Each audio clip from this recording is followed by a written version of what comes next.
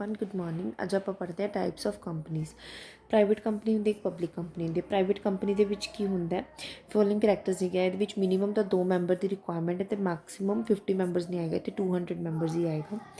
अब private company restrict the rights of a member to transfer their shares. ये आप transfer नहीं कर सकते अपने शेयर, आप ऑलरेडी पढ़ चुके हैं, ठीक है। ये आप कोई भी इनविटेशन पब्लिक ਨੂੰ नहीं ਦਿੰਦੇ कि ਤੁਸੀਂ ਸਾਡੇ ਸ਼ੇਅਰਸ ਤੇ ਡਿਬੈਂਚਰਸ ਖਰੀਦੋ। ਇਹ ਕੁਝ ਜਨਰਲ ਪਬਲਿਕ ਨੂੰ ਆਪਾਂ ਇਨਵਾਈਟ ਨਹੀਂ ਕਰਦੇ ਕਿ ਸਾਡੀ ਕੰਪਨੀ ਦੇ ਵਿੱਚ ਤੁਸੀਂ ਡਿਪੋਜ਼ਿਟ ਕਰੋ।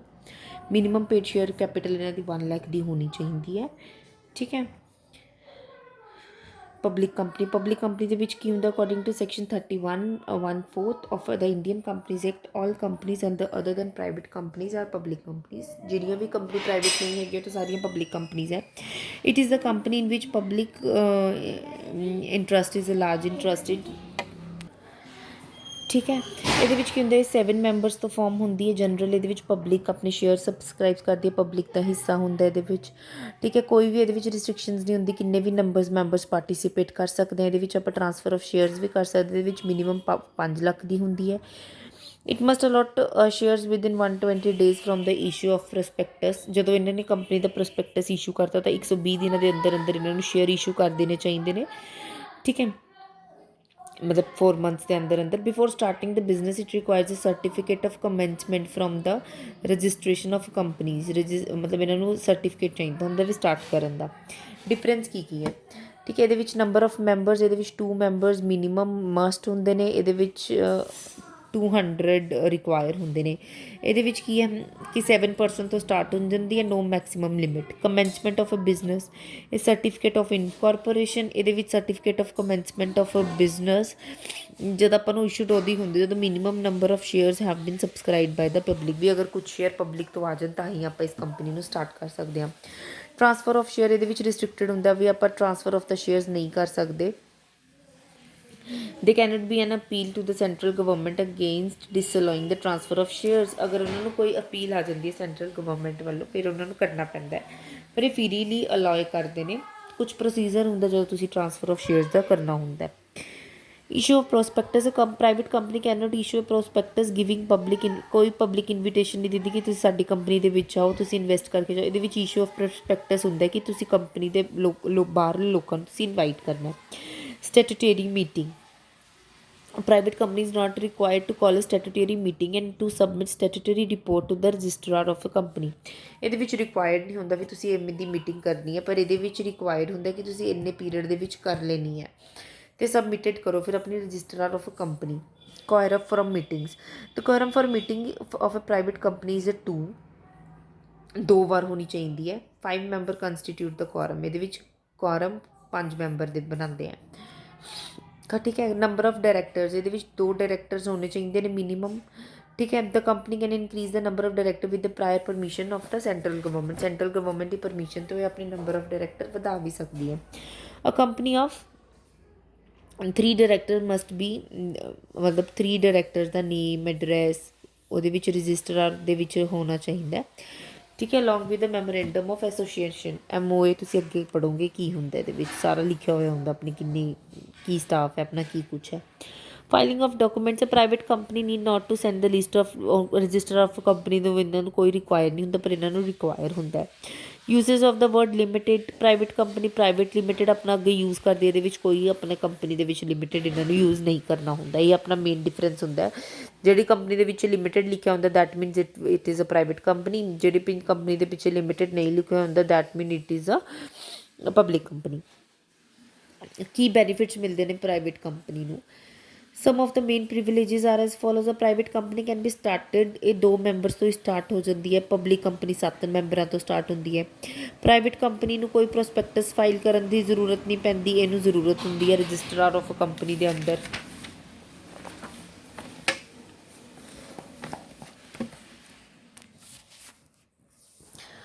ठीक है।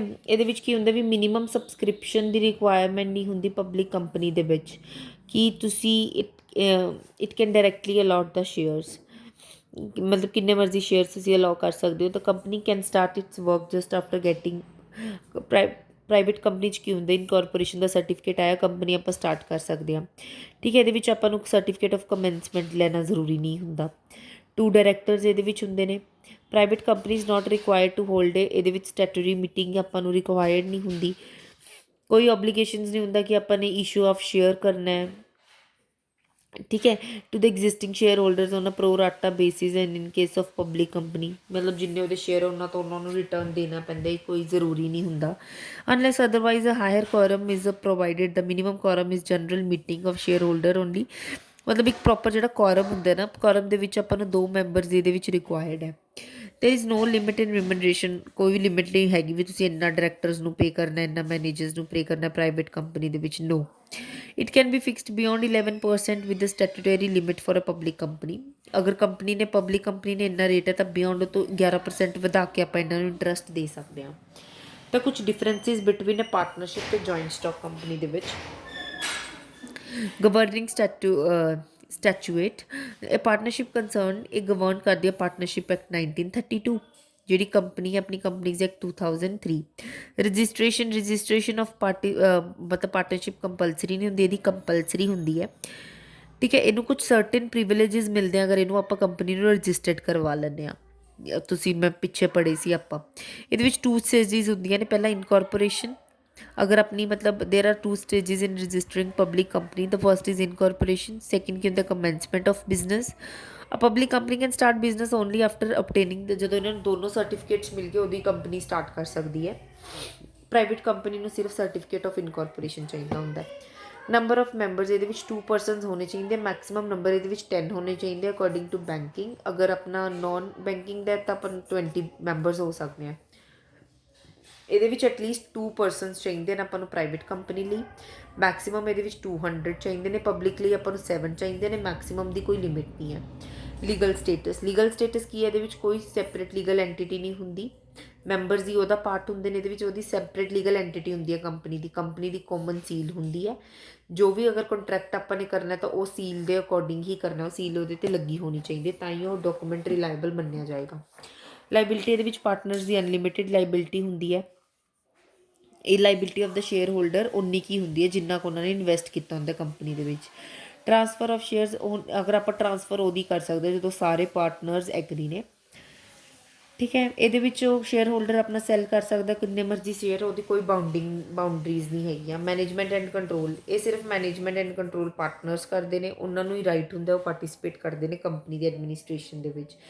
ਇਹਦੇ ਵਿੱਚ ਜਿੰਨੇ ਵੀ ਆਪਾਂ ਸ਼ੇਅਰ ਹੋਲਡਰਸ ਇਲੈਕਟ ਕੀਤੇ ਨੇ ਉਹ ਪਾਰਟਿਸਿਪੇਟ ਕਰ ਸਕਦੇ ਹਾਂ,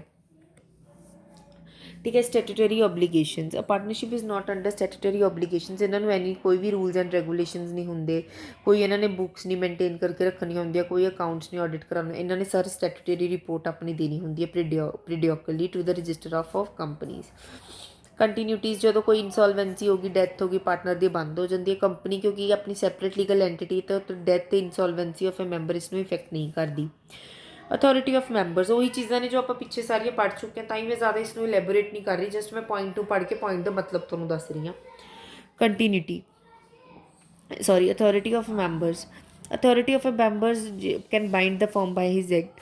ਇੰਪਲਾਈਡ ਅਥੋਰਿਟੀ ਹੁੰਦੀ ਹੈ, ਏਜੰਟ ਹੁੰਦੇ ਨੇ ਉਹ ਫਰਮ ਦੇ, ਕੋਈ ਇਹਨਾਂ ਦੀ ਅਥੋਰਿਟੀ ਨਹੀਂ ਹੁੰਦੀ। Share holder can not, company ਦੇ ਬਿਹਾਫ 'ਤੇ ਸਾਰੇ ਸ਼ੇਅਰ ਹੋਲਡਰ ਐਕਟ ਨਹੀਂ ਕਰ ਸਕਦੇ। ਬਾਈਂਡਿੰਗ ਅਪ, ਪਾਰਟਨਰਸ਼ਿਪ ਮਤਲਬ ਜਲਦੀ ਡਿਜ਼ੋਲਵ ਹੋ ਸਕਦੀ ਹੈ, ਅਗਰ ਪਾਰਟਨਰਸ਼ਿਪ ਨਹੀਂ ਚਾਹੁੰਦੇ ਤਾਂ ਉਹ ਬੰਦ ਹੋ ਸਕਦੀ ਹੈ, ਐਂਡ ਤੁਸੀਂ ਇਸ ਨੂੰ ਬੰਦ ਨਹੀਂ ਕਰ ਸਕਦੇ ਕੰਪਨੀ ਨੂੰ। ਕੋਆਪਰੇਟਿਵ ਸੁਸਾਇਟੀ ਤੇ ਜੁਆਇੰਟ ਸਟਾਕ ਕੰਪਨੀ ਦੇ ਵਿੱਚ ਡਿਫਰੈਂਸ ਹੈ, ਠੀਕ ਹੈ। ਫਾਰਮੇਸ਼ਨ ਇਹਦੀ ਅੰਡਰ ਕਿਹੜੇ ਐਕਟ ਦੇ ਹੁੰਦੀ ਹੈ, 1912 ਕੋਆਪਰੇਸ਼ਨ ਸੁਸਾਇਟੀ ਐਕਟ। ਇਹ ਜੁਆਇੰਟ ਸਟਾਕ ਕੰਪਨੀ ਦੀ ਉਹੀ ਇਨਕੋਰਪੋਰੇਟਡ ਤੇ ਜੁਆਇੰਟ ਸਟਾਕ ਕੰਪਨੀ ਹੈ। ਮੈਂਬਰਸ਼ਿਪ 10 ਮੈਂਬਰਸ ਰਿਕੁਆਇਰਡ ਹੈ, ਮੈਕਸਿਮਮ ਲਿਮਿਟ ਇਹਦੇ ਵਿੱਚ ਵੀ ਨਹੀਂ ਹੁੰਦੀ। ਇਹਦੇ ਵਿੱਚ ਉਹੀ ਸੇਮ ਨੰਬਰ 2 ਅਤੇ ਮੈਕਸਿਮਮ 200, 7 ਅਤੇ ਮੈਕਸਿਮਮ ਦੀ ਕੋਈ ਲਿਮਿਟ ਨਹੀਂ। ਬੇਸਿਕ ਆਬਜੈਕਟ ਕੀ ਆਪਣੇ ਮੈਂਬਰਸ ਨੂੰ, ਸੁਸਾਇਟੀ ਨੂੰ ਅਸੀਂ ਫਾਇਦਾ ਕਰਨਾ, ਇਹਨਾਂ ਦਾ ਹੁੰਦਾ ਕਿ ਅਸੀਂ ਮੋਰ ਅਤੇ ਮੋਰ ਪ੍ਰੋਫਿਟਸ ਕਮਾਉਣੇ ਆ। ਟਰਾਂਸਫਰ ਆਫ ਸ਼ੇਅਰਸ, ਇਹਦੇ ਵਿੱਚ ਕੋਈ ਟਰਾਂਸਫਰ ਆਫ ਸ਼ੇਅਰ ਨਹੀਂ ਤੁਸੀਂ ਕਰ ਸਕਦੇ, ਪਰ ਆਪਣਾ ਸ਼ੇਅਰ ਤੁਸੀਂ ਵਿਡਰੋ ਕਰ ਸਕਦੇ ਹੋ ਪ੍ਰੋਪਰ ਨੋਟਿਸ ਦੇ ਕੇ, ਤੁਸੀਂ ਆਪਣਾ ਸ਼ੇਅਰ ਟਰਾਂਸਫਰ ਕਰ ਸਕਦੇ ਹੋ। ਵੋਟਿੰਗ ਰਾਈਟ, 1 ਪਰਸਨ 1 ਵੋਟ ਹੁੰਦਾ ਇਹਦੇ ਵਿੱਚ। ਇਹਦੇ ਵਿੱਚ ਕੀ ਹੁੰਦਾ, on the basis of 1 share 1 vote, ਅਗਰ ਉਹਦੇ ਕੋਲ 10 ਸ਼ੇਅਰ ਨੇ ਤਾਂ 10 ਵੋਟ ਕਰੇਗਾ ਉਹ। ਡਿਸਟਰੀਬਿਊਸ਼ਨ ਆਫ ਸਰਪਲਸ, ਇਹਦੇ ਮੈਂਬਰਸ ਦੇ ਅਕੋਰਡਿੰਗ ਹੀ ਸਭ ਮਤਲਬ ਆਪਾਂ ਟ੍ਰਾਂਸਫਰ ਕਰਦੇ ਆ, ਜਿੰਨੇ ਜਿਹਦੇ ਵਿੱਚ ਮੈਂਬਰਸ ਹੁੰਦੇ ਨੇ ਉਹਦੇ ਅਕੋਰਡਿੰਗ ਹੀ ਆਪਾਂ ਪ੍ਰੋਫਿਟ ਡਿਸਟ੍ਰੀਬਿਊਟ ਕਰਦੇ ਆ। As per Indian societies act 1/4 of the surplus is transferred to a general reserve and up to 10% is spent on the welfare of the members। 1/4 ਤਾਂ ਕਿਹਦੇ ਅੰਡਰ ਹੋ ਜਾਂਦਾ ਹੈ, ਸਰਪਲਸ ਚਲਾ ਜਾਂਦਾ ਹੈ ਜਨਰਲ ਰਿਜ਼ਰਵ ਦੇ ਵਿੱਚ, ਤੇ 10% ਆਪਾਂ ਨੂੰ ਸਪੈਂਡ ਕਰਨਾ ਪੈਂਦਾ ਵੈਲਫੇਅਰ ਆਫ ਦਾ members. The profits of a company are distributed, dividend ਦੀ ਤਰ੍ਹਾਂ ਹੀ ਡਿਸਟਰੀਬਿਊਟ ਕਰਨੇ ਪੈਂਦੇ ਆ ਆਪਾਂ ਨੂੰ। Ownership preference share holder get a fixed, ਜਿਹੜੇ ਪ੍ਰੈਫਰੈਂਸ ਸ਼ੇਅਰ ਹੋਲਡਰਸ ਹੁੰਦੇ ਨੇ ਨਾ, different equity share holder, preference share holder ਦਾ ਫਿਕਸਡ ਰੇਟ ਆਫ ਡਿਵੀਡੈਂਡ ਹੁੰਦਾ। ਓਨਰਸ਼ਿਪ ਐਂਡ ਕੰਟਰੋਲ, ਇਹਦੇ ਵਿੱਚ the members of the society generally belong to particular area, they take ਕੀਨ interest in the working of the society. ਇਹਦੇ ਵਿੱਚ ਮਤਲਬ ਜਿਹੜੇ ਵੀ members elect ਹੁੰਦੇ ਨੇ ਉਹਨਾਂ ਦਾ ਬਹੁਤ ਇੰਟਰਸਟ ਹੁੰਦਾ, ਉਹੀ ਔਨ ਕਰਦੇ ਆ। ਠੀਕ ਹੈ, ਇਹਦੇ ਵਿੱਚ 2 ਹੱਥਾਂ ਦੇ ਵਿੱਚ ਹੁੰਦਾ। The share holders are scattered all over the country. ਠੀਕ ਹੈ, ਜਿਹੜੇ ਮਤਲਬ ਜਿਹੜੀ ਸ਼ੇਅਰ ਹੋਲਡਰਸ ਨੇ ਉਹ ਤਾਂ ਕਿਤੇ ਵੀ ਕੰਟਰੀ ਦੇ ਪਾਰਟ ਤੋਂ ਵੀ ਤੁਸੀਂ ਪਰਚੇਜ਼ ਕਰ ਸਕਦੇ ਹੋ, ਪਰ ਜਿਹੜੀ ਮੈਨੇਜਮੈਂਟ ਹੁੰਦੀ ਹੈ is the hand of the board of director.